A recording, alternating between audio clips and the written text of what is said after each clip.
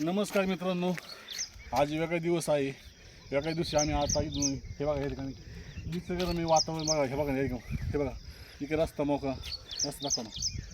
हा रस्ता इकडे रस्ता भयानक अशी शांतता, कोणाचं एक नाही दोन नाही, पक्ष्यांचा आवाज, गार हवा, असा निसर्गरम्य डोंगर या ठिकाणी आम्ही चलण्यासाठी येतो. हे वेगळ्या दिवसासाठी आम्ही आज या ठिकाणी थोडं तुम्हाला व्यायाम करून दाखवतो मी.